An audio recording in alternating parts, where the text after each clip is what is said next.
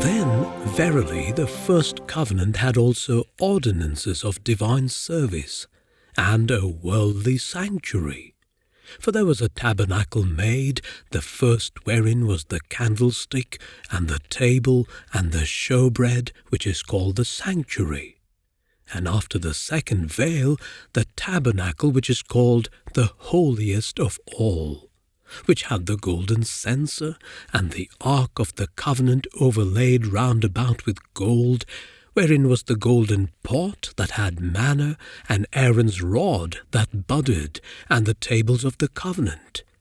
And over it the cherubims of glory, shadowing the mercy seat, of which we cannot now speak particularly. Now when these things were thus ordained, the priests went always into the first tabernacle, accomplishing the service of God. But into the second went the high priest alone once every year, not without blood, which he offered for himself and for the errors of the people. The Holy Ghost this signifying, that the way into the holiest of all was not yet made manifest while as the first tabernacle was yet standing, which was a figure for the time then present, in which were offered both gifts and sacrifices that could not make him that did the service perfect as pertaining to the conscience, which stood only in meats and drinks and divers washings and carnal ordinances imposed on them until the time of Reformation.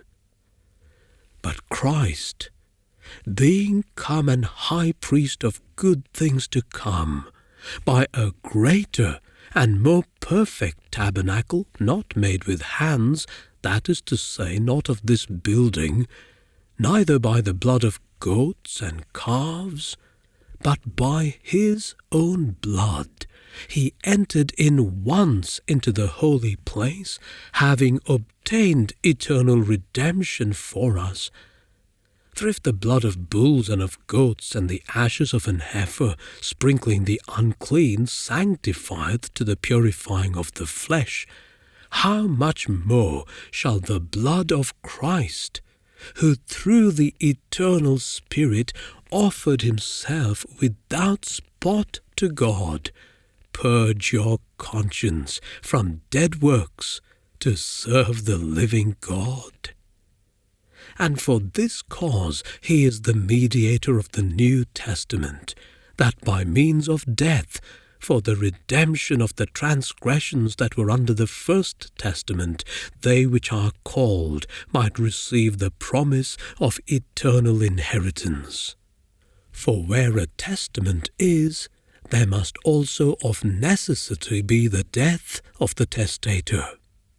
For a testament is of force after men are dead, otherwise it is of no strength at all while the testator liveth. Whereupon neither the first testament was dedicated without blood.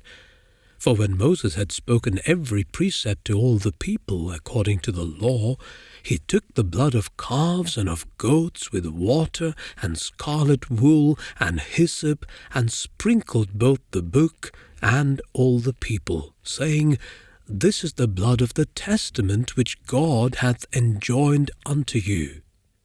Moreover, he sprinkled with blood both the tabernacle and all the vessels of the ministry, and almost all things are by the law purged with blood, and without shedding of blood is no remission.